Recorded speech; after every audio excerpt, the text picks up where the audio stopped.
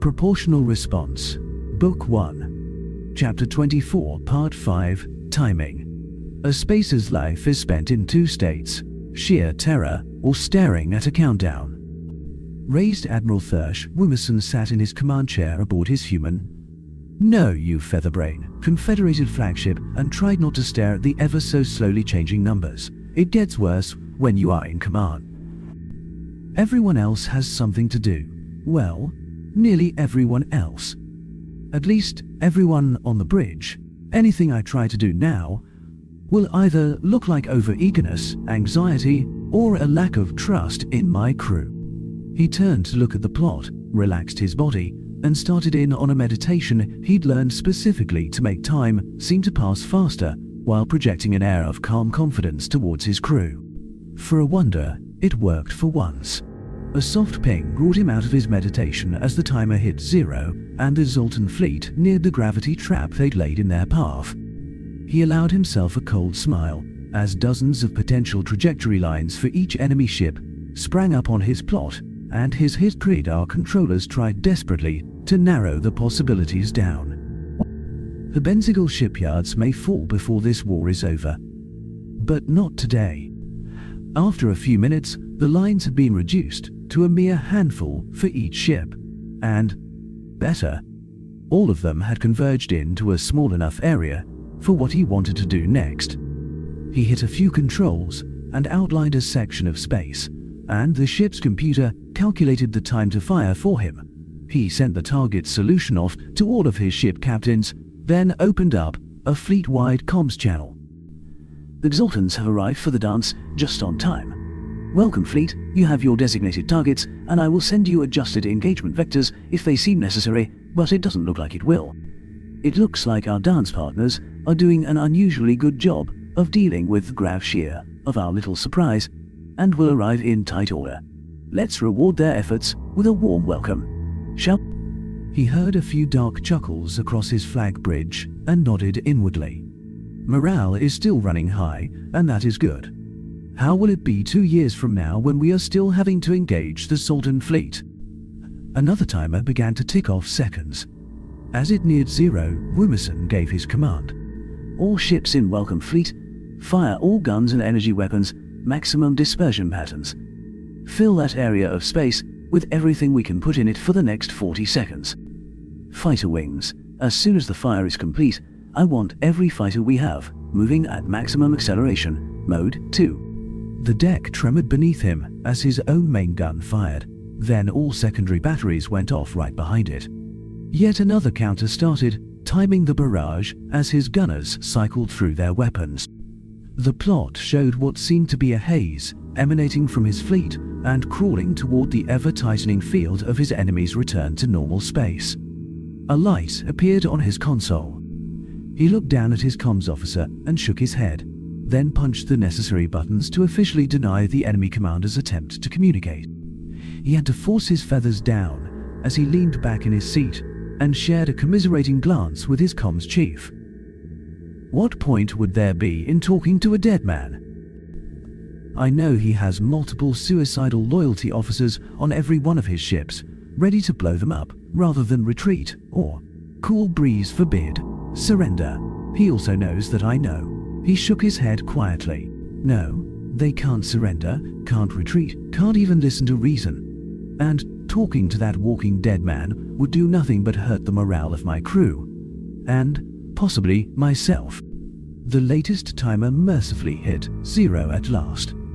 Well, mercifully for himself and his ruminations, not so much for the Zoltans. The singularities on the Zoltan ships finally gave out under the Grav Shear of the larger singularity several of his ships were maintaining, and those ships translated hard down into normal space. The Admiral had to hand it to them. They'd kept their battle line in far better order than most spacers would have been able to under the circumstances. Sadly for them, that meant that all of them came out directly into the teeth of his fleet's ordnance. They came out in their standard wheel and spoke, small and mid-sized screening ships in a rotating disc-shaped formation overlapping their shields to provide cover for the larger capital ships behind them. Of course, the formation didn't work so well when you got hit before your shields could spin up.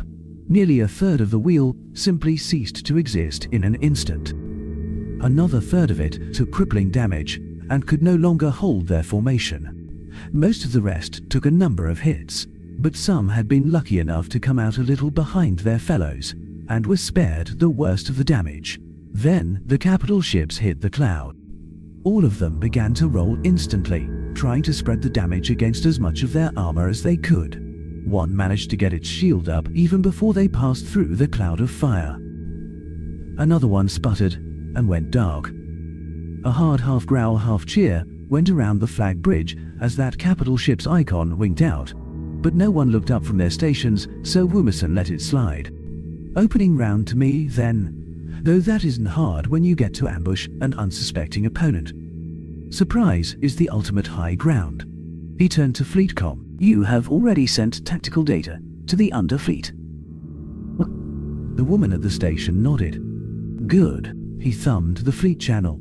Opening salvo goes to us, but you all know that these lizards will fight to the last. They have no choice.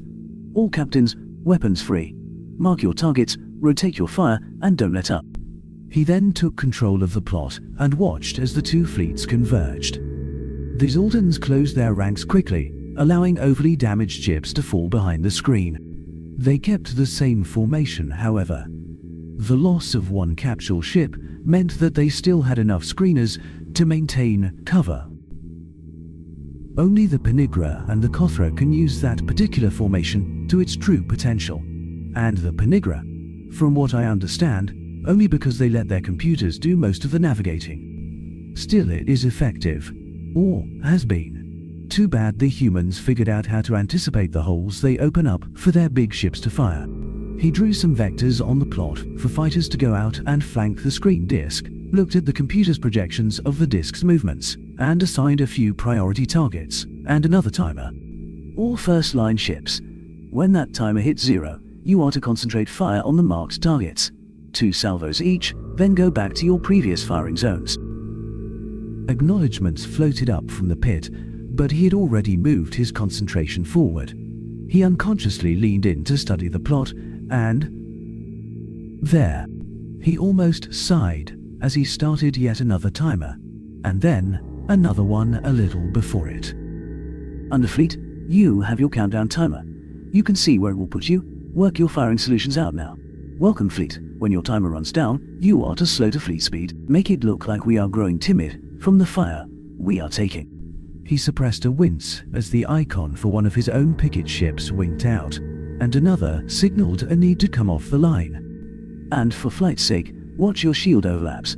I want the Altans to think we are taking too much damage, not for it to happen. More acknowledgements floated up from the pit. They got cocky.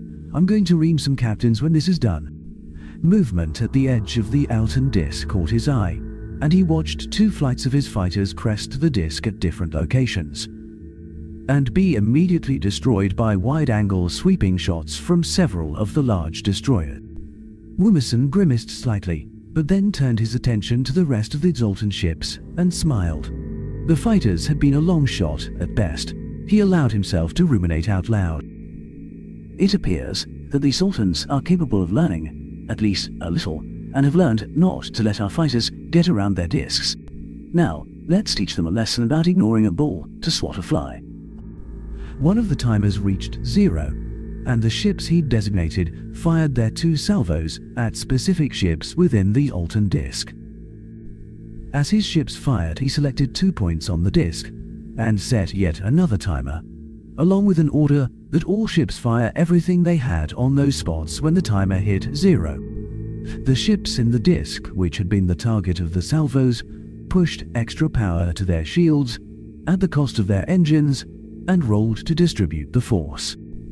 Then they found themselves alone, in a small empty segment of the disk, with the combined might of several Zoltan capital ships pouring through the hole which had opened up.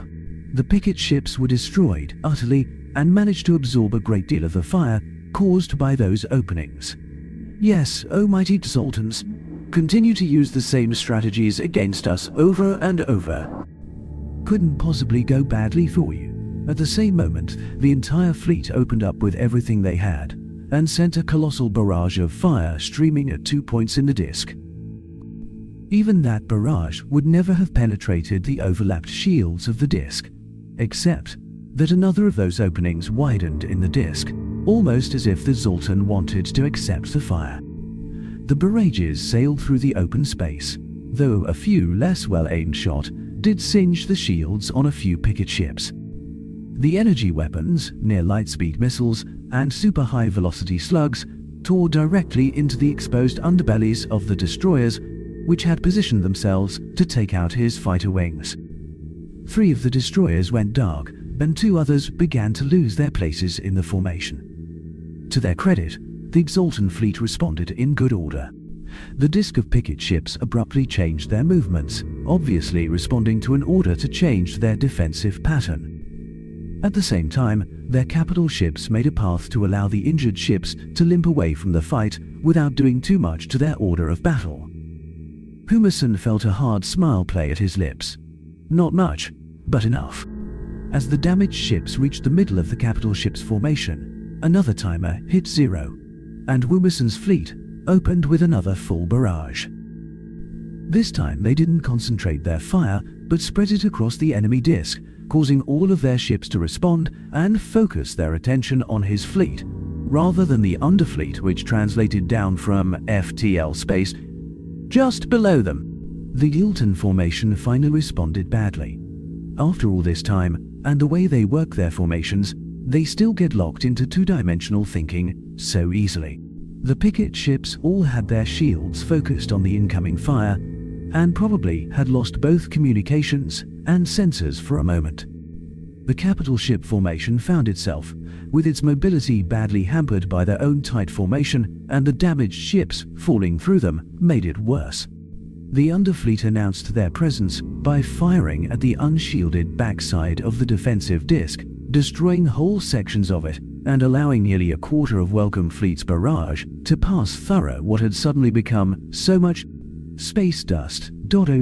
They then fired into the fleet of capital ships, which also had their shields mostly focused forwards towards the obvious battle, with some token shielding covering their rears in case of some sort of end-run maneuver. They had, however, left their bellies almost completely exposed. In the space of under a minute, the battle turned from one of attrition, which looked to cost the Confederated fleet nearly as much as it would cost the Zoltans, to a total rout. Some Zoltan ships turned to flee or shut down engines and tried to surrender, and Wumason felt a pang of sadness as most of those ships suddenly seemed to explode of their own accord. A few others tried to suicide ram Confederated ships, but his captains stood ready for just such a maneuver and brought concentrated oblivion down instantly. As the last of these Zoltan ships winked out, Wumason felt a strange sadness settle over him. It took a few minutes for him to identify the feeling's cause. Those ships that tried to surrender or to run. I would have let them go, would have let those men live, but no. The Exultan voters. He took a ragged breath and looked at his second-in-command, then through his flag bridge, and saw the same sentiment settling on so many faces. One of the Exultan ships managed to surrender, at least. I wonder if their loyalty officers all suddenly grew a sense of self-preservation, or the crew managed to subdue them. He shook his head to banish such musings, forced himself to sit straight in his chair, and thumbed the all-fleet channel. Time to remind everyone who is at fault for all of this, and push their anger, if only to drive away the guilt.